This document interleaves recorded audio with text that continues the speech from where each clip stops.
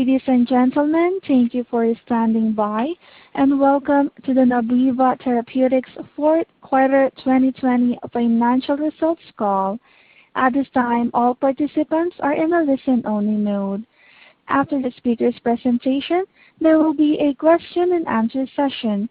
To ask a question during the session, you will need to press star 1 on your telephone. If you require any further assistance, please press star 0.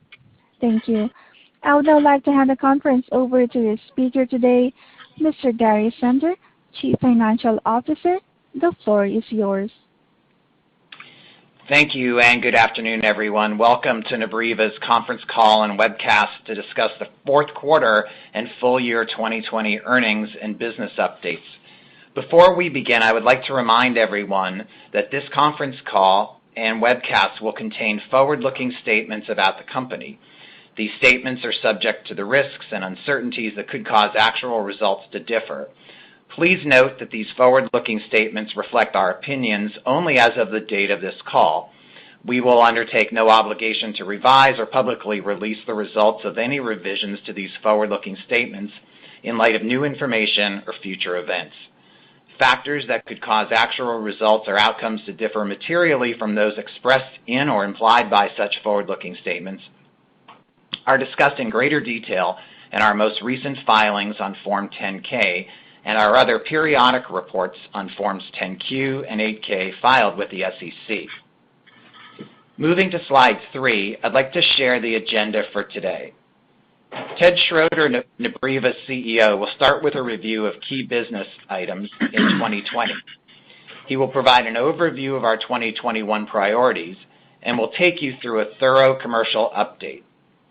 Jennifer Schranz, our Chief Medical Officer, will then discuss an exciting new development project as we explore the potential use of Zenletta in patients with respiratory infections due to cystic fibrosis. I will provide a financial review, and Ted will wrap up the discussion and lead a Q&A session. In addition to Ted, Jennifer, and me, joining us on the call for the Q&A session is Steve Jalone, our President and Chief Operating Officer. The slides for today's presentation can be found on our website under the Investors section. I would now like to turn the call over to our Chief Executive Officer, Ted Schroeder. Thank you, Gary, and thanks to everyone joining our call this afternoon. Starting with a review of 2020, there is no doubt that COVID-19 made for a challenging year for the world, the pharmaceutical industry, and for Nabriva. I am so incredibly proud of the perseverance and dedication demonstrated by everyone on the Nabriva team. For Nabriva, 2020 represented a year of making great strides in shifting our focus to serve patients in the community and building positive momentum heading into 2021. One of our major achievements last year was obtaining the U.S. rights from Merck to promote and distribute Cevextro for patients with acute bacterial skin and skin structure infections, also known as ABSI. Gaining the rights to Cevextro provided a complementary product alongside our first marketed drug, Zenletta, which was approved by the FDA in August 2019 for the treatment of adults with community-acquired bacterial pneumonia, or CAP. It's a testament to Merck's confidence in our ability to market innovative antibiotics. We remain keenly focused on business development opportunities as we move forward. At the same time of the Cevextro transaction, Nabriva announced a partnership with Amplity Health, a leading contract sales organization. Through Amplity, we are now pleased to have 60 sales representatives deployed, reaching almost 8,000 community healthcare providers. This effort, coupled with the continued excellent managed care coverage for Zenletta, has positioned us well towards our commercialization goals to expand the awareness and prescription growth for both products in the community setting. Approximately 92% of total commercial lives have access to Zenletta, with most of the coverage still being unrestricted without the requirements for prior authorization or a step edit. Internationally in 2020, Zenletta secured regulatory approvals in Europe and Canada and a phase 3 trial completed enrollment in China. A regulatory filing in China is expected by the second half of 2021 by Sinovant, our local partner. And as Gary will comment on later in the presentation, in 2020, we removed risk by paying down debt and recently strengthened our balance sheet with an extended cash runway that now gets us into the fourth quarter of 2021. With that as an overview of how we executed in 2020, let me discuss our key objectives for 2021 on slide 6. First and foremost is to build upon the commercial infrastructure we implemented last year to broaden the prescription uptake for both Zenletta and Cevextro. Please keep in mind that 3/4 of our current field force started after Thanksgiving. Early trends remain encouraging, especially our ability to get direct access to medical providers. We also anticipate that Cevextro will be transitioned to a Nabriva branded product early in the second quarter, and we will begin recording 100% of the net sales on our P&L. More to come on that in Gary's financial section. An important objective for Nabriva this year is to remain opportunistic in finding ways to expand organically and through synergistic business development initiatives. In this regard, you will hear from Dr. Schranz about our plans to initiate an important phase 1 study for Zenletta in patients with cystic fibrosis, or CF, who often take antibiotics chronically. Our decision was based on Zenletta's ability to achieve high concentrations in the lung, coverage of resistant organisms, favorable safety profile, and the large unmet medical need. We anticipate having meaningful data readouts to share with you beginning later this year. Additionally, we continue to focus on business development for Zenletta in Europe and other territories as we look to find partners to market the drug outside of the U.S. With regards to Contipo and our new drug application resubmission, the FDA still has not determined how it will conduct international manufacturing inspections during the COVID-19 pandemic. This has negatively impacted many FDA product reviews. It's important to know that we and our manufacturing partners have been in active dialogue with the FDA to ensure that all parties are prepared for a resubmission. As a result, next steps and specific timing of the Contipo NDA resubmission cannot be finalized until the agency issues industry guidance. We in the industry await future communication from the FDA on the matter and how the agency plans to address foreign facility inspections. Recall that no new non-clinical or clinical data were requested, and the FDA did not raise any other concerns with respect to the safety or efficacy of Contipo. Please keep in mind that our 8-year market exclusivity does not begin until Contipo is approved by the FDA. We will provide an update once we have greater clarity. We know that you, our investors, are eager to hear about the path forward, and so are we. And lastly, we will pursue our 2021 objectives while prudently managing our balance sheet and expenses as we have historically done. Now turning to slide 8, let me walk you through our commercial progress and outlook. You've seen this slide before, but let me use it to reinforce the complementary overlap in our targeted calling markets. I think it's important to reiterate the shared physician specialties and focus for Cevextro and Absi and for Zenletta in CAP. Strategically, there are considerable similarities in the prescriber base, particularly within primary care, urgent care, and infectious disease. The market is large, with these two products having a combined total in excess of 5 million potential patients in the outpatient setting. On slide 9, we show the updated sales territories with 60 Amplity representatives now in the field, 45 of them being added after Thanksgiving of last year. We believe that the footprint of these 60 salespeople will effectively cover our target of 7,800 physicians across the country. We believe our current alignment gives us the ability to reach approximately 61% of the historical Suvexto prescribers and roughly 57% of the potential Zenletta prescribers. That gives you some perspective on the healthcare provider side. So let me shift and talk now about what we are currently seeing in the market and how we are systematically approaching our brand awareness and medical education campaign given the COVID-19 dynamics. What we have seen in the market is a meaningful fall-off in non-COVID related respiratory ailments versus the prior year's level. Looking at total prescriptions for oral levofloxacin, a commonly used quinolone antibiotic to treat bacterial infections, as a benchmark, the graph shows a steep 50% drop in total prescriptions year over year.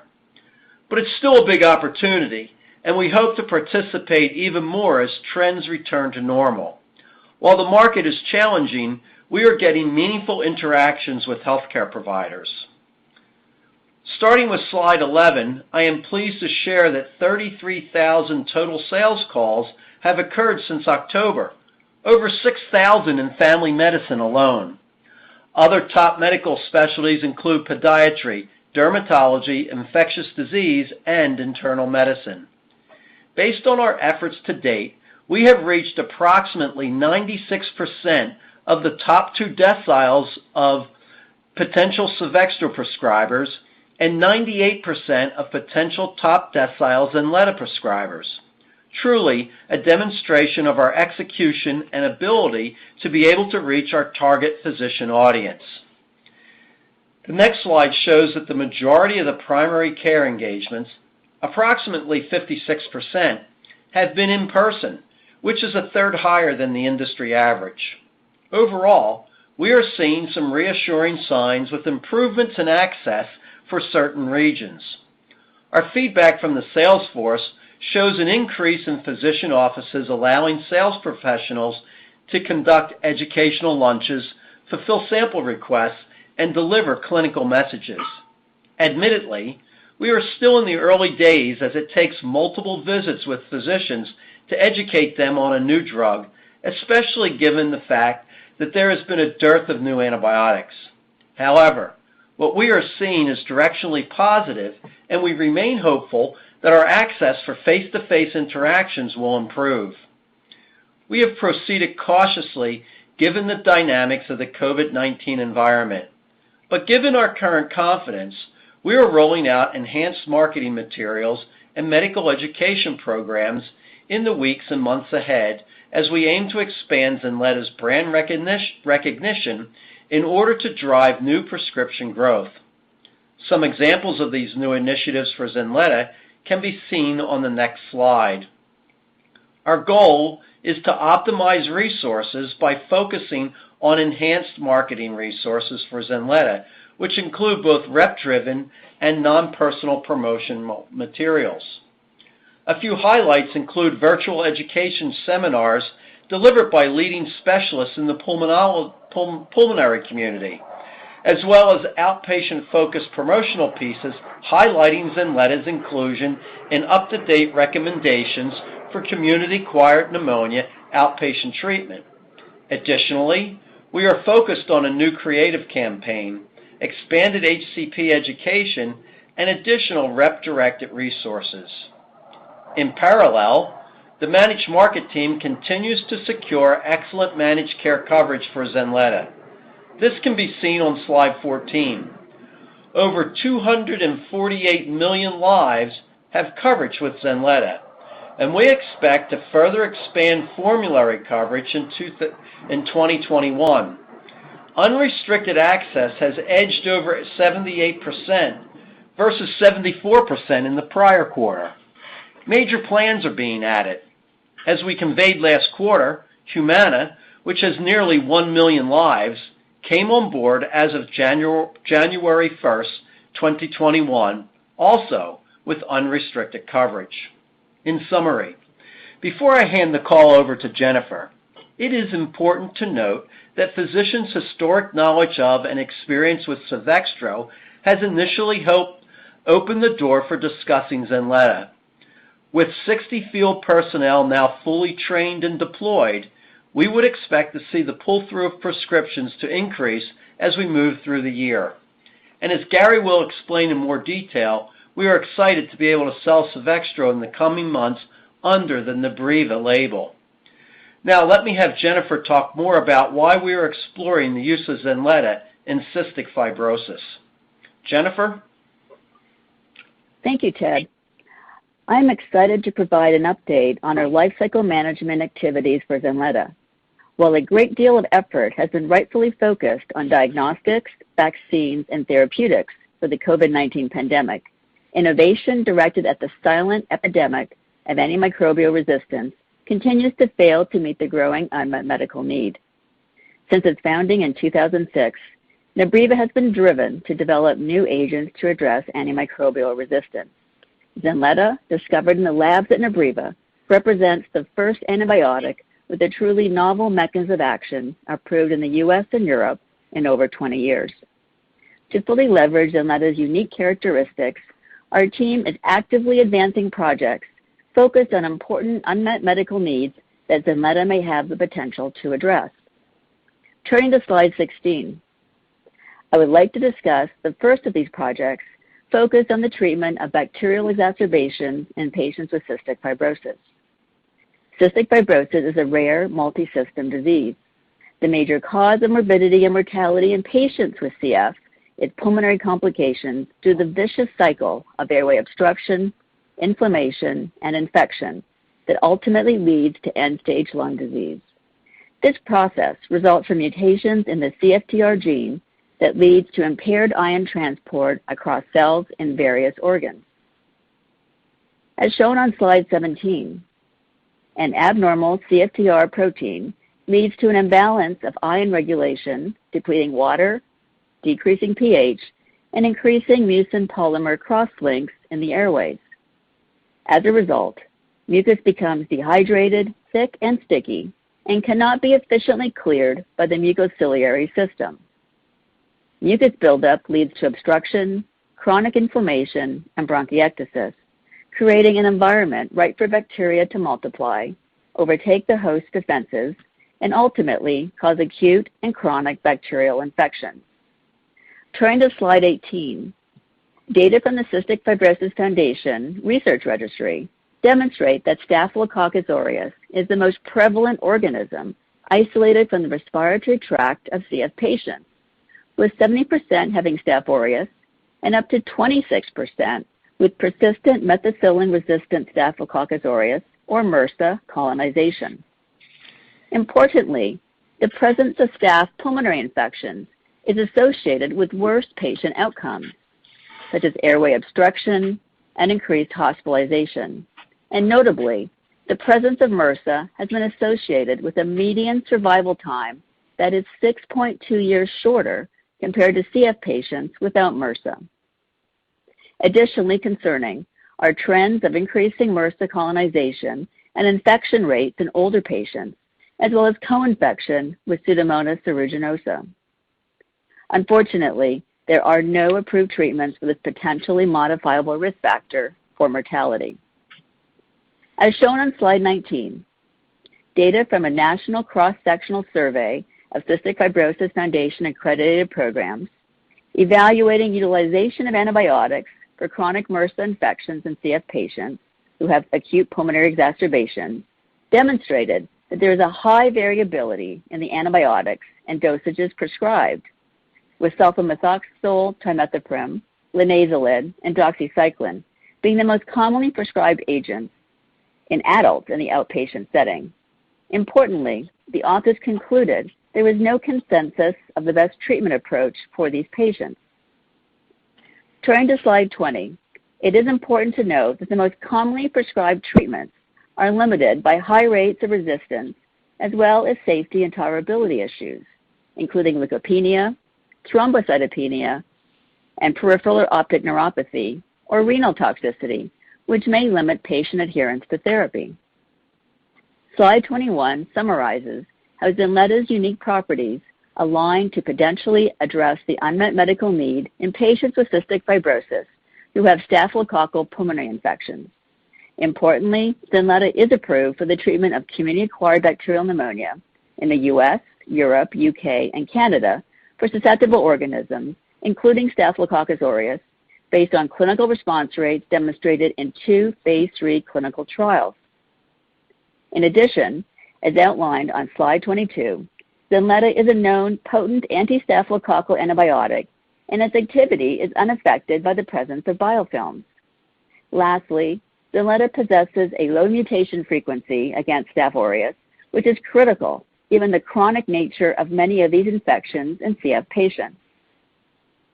Crucial for the treatment of lung infections, as shown on slide 23, Zenleta has excellent penetration into the epithelial lining fluid and macrophages in the lung, and has anti-inflammatory properties that may disrupt the vicious cycle of obstruction and inflammation that create an environment conducive for chronic bacterial infections.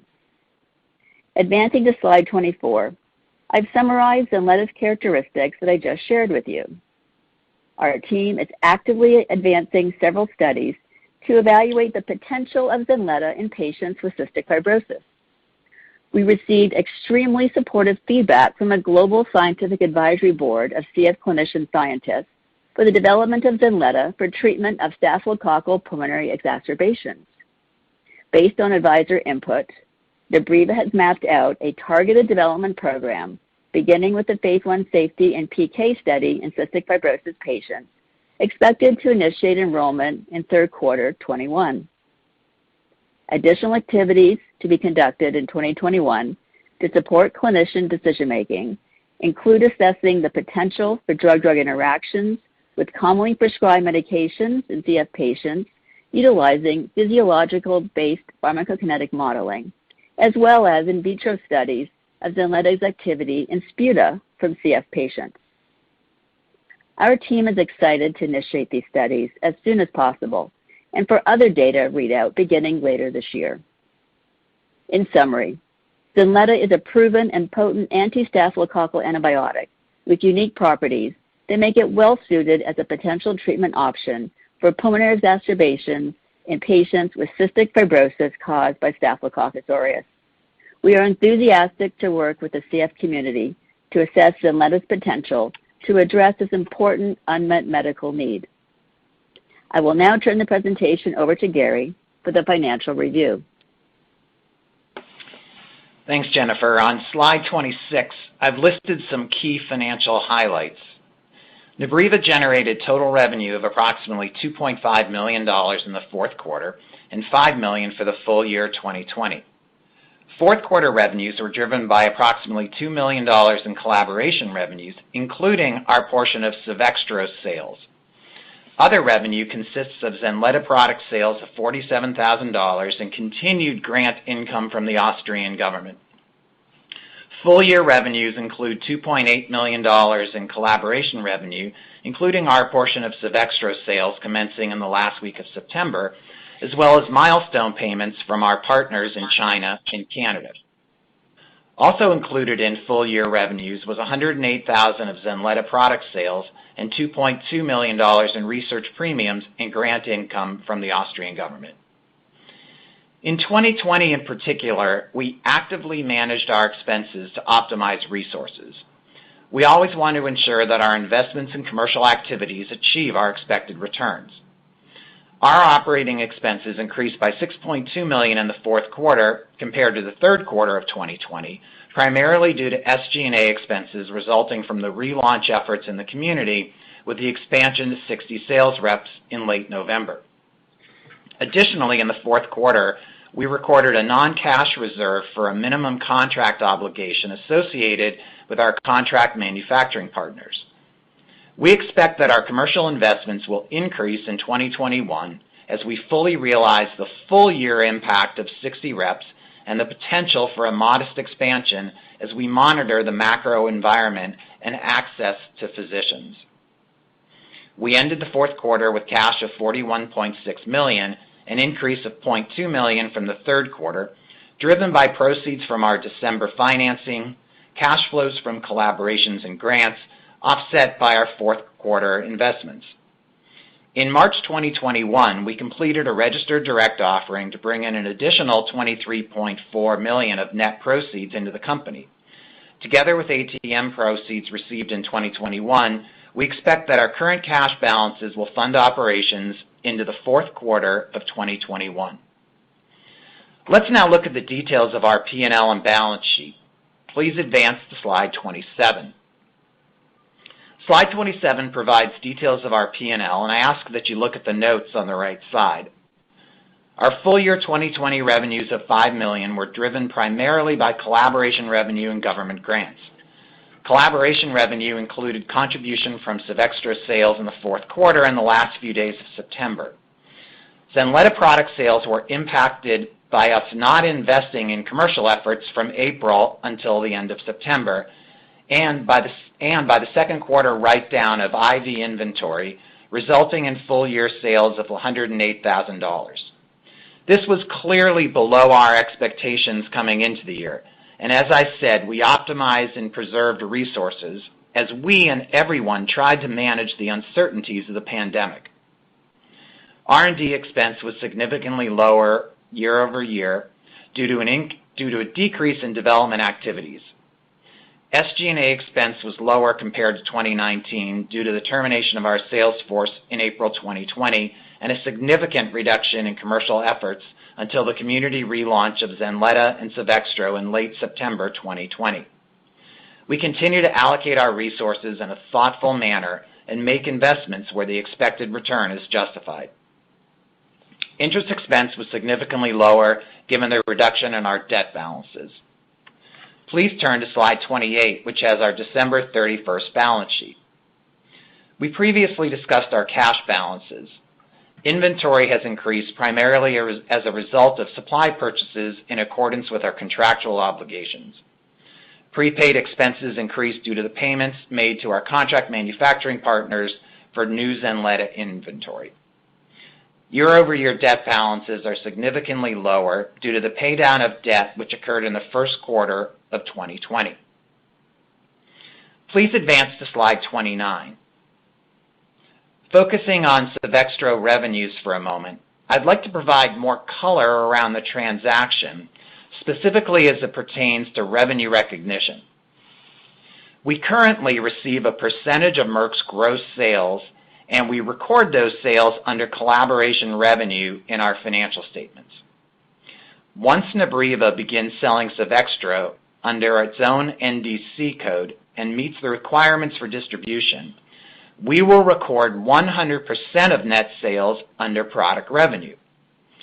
One could expect our reported Covextra sales to increase by a mid to high single-digit multiple as we go from what, in effect, is like an earned royalty on Merck's sales to 100% consolidation of net sales. And the overall economics are better for Nabriva, and our gross profit from Covextra will meaningfully contribute to our marketing and selling investments. For the next part of the call, Ted will make some closing remarks, and then we will head into a Q&A session. Ted? Thanks, Gary. In conclusion, on slide 31, I want to focus on our priorities for 2021. Last year, based on market dynamics and our excellent managed care coverage, we adapted our commercialization strategy and pivoted to the community. As we look at what we have accomplished in 2020 and where we are headed this year, we absolutely believe this was the right decision. We believe that this best serves the needs of patients that require short-course, novel anti-infective therapies for both CAP and ABSI. The addition of Covextra, a well-known antibiotic, has certainly facilitated greater access to providers, leading to meaningful discussions about Zenleta's benefits. Based on its promotional responsiveness and brand recognition, we anticipate seeing the return of historical peak sales trends for Covextra by mid-2022. We recently announced the publication of a study documenting the high rates of macrolide-resistant Streptococcus pneumoniae throughout the United States. As a reminder, Streptococcus pneumoniae is the leading cause of bacterial pneumonia in the United States. An example of a macrolide is azithromycin, or Z-Pak. The data showed that while the overall rate of macrolide resistance was 39.5%, more concerning, macrolide resistance in respiratory isolates was greater than or equal to 25% in every region of the U.S. Macrolide resistance was also shown to be significantly more common in outpatients versus inpatients. In updated 2019 guidelines issued by the Infectious Diseases Society of America and the American Thoracic Society, it was stated that macrolides should not be used as monotherapy if resistance rates are above 25%, and instead, physicians should consider other antibiotics. We believe that these data further support our medical education around the appropriate use of Zenleta for the treatment of adult patients with CAP, and our focus goes beyond CAP. As we discussed, we are seeking potential expanded indications for Zenleta in patients with cystic fibrosis. This could be a $100 to $150 million per year incremental revenue opportunity, so well worth a focused clinical trial investment. And we will continue to look for business development opportunities to license Zenleta outside of the United States and seek more complementary assets for our U.S. business. Work continues on Contipo, and we remain hopeful that the FDA will find ways to approve drugs awaiting foreign manufacturing inspections. There are headwinds that we and others continue to battle given the ongoing impact of the COVID-19 pandemic. For example, the CDC has reported data showing that fewer people are getting sick this year with the flu. In fact, there has been a 95% drop in flu cases year over year, equating to a significant dip in antibiotic prescriptions overall. But the Nabriva team is experienced, flexible, and patient-focused. We demonstrated our nimbleness in 2020, and I am confident that our results will improve. Before we begin Q&A, I want to take a moment to personally thank Gary for his leadership, hard work, and insights over the past almost 5 years. It was important to me and to Gary to have him consult for an extended period of time as he turns his attention to serving on boards. I want to officially welcome Dan Dolan as the company's incoming CFO. Dan will become the CFO after tomorrow's close of business, and I look forward to benefiting from his more than 20 years of experience. Additionally, I also would like to thank Jennifer for her contributions as Nabriva's Chief Medical Officer and wish her the very best. Gary and Jennifer helped in important chapters of Nabriva's long history, and we are grateful for their efforts throughout this critical period. I would now like to ask the operator to open up the line for questions. As a reminder, if you want to ask a question, you will need to press star 1 on your telephone keypad. Again, that is star 1 on your telephone keypad. You have your first question, comes from the line of Ed Arce from H.C. Wainwright. Your line is now open. Great, thank you, and thank you for taking my questions, and appreciate all the detail here you've given for the quarter and for the year. First question is on the expected ramp in Cevextro now that you have your full sales force in place and trained and out making calls and also importantly with Cevextro also kind of helping complementarily with the calls. First question is around the statement that you gave on the pathway as you move into the second quarter, ending this year's run rate for Cevextro aligning with the historic peak trends by mid-2022. I wonder if you could explain a bit more what you mean by that statement, and also if you could help us with some sort of quantification of that, even if perhaps just a range would be helpful. Yeah, sure, Ed. Thanks for the question. I think I'm going to let Gary talk about the financial pieces. The one thing I would say in response is, kind of what will drive the business for the rest of the year. One thing that is true about Cevextro is there is some seasonality associated with skin and skin structure infections. Just like not quite as severe as antibiotics for respiratory infections, but overall prescriptions across all kinds of infections have been depressed because of the pandemic. And so we do expect, as we see things open up more, people are out and about doing things, and we move into the warmer months, we do expect to see a rise in the overall market, and that will benefit Cevextro. And then a return to the kind of prescription trends we were seeing from Merck prior to them pulling personal promotion of the product. And so it'll take some time for us to rebuild those relationships and get samples, remind people of the product. But there's a built-in base of prescribers that we are targeting to get them re-energized. Gary, I don't know if you wanted to talk about kind of the financial impacts of that. Yeah, Ed. So if you use kind of IMS data in 2019 and kind of dollarize it, you'd see that roughly the sales were about $60 million on a gross basis. So what we hope is that through the very focused effort that we've talked about, maybe some lessening of the COVID headwinds, that by the middle of next year we could get back to levels like that. And again, right now we are recording basically what was in effect a royalty on Merck's gross sales. But once we flip to having Nabriva's own brand, which we expect early in the second quarter, we will start to record 100% of the net sales on our product revenue line. And so that one should expect to see a pretty big increase there. Because again, we're getting a royalty today, and we will eventually be booking 100% of net sales. Right. Okay. And then just from a big picture perspective, as we think about the cadence of sales from both products through the year, is it?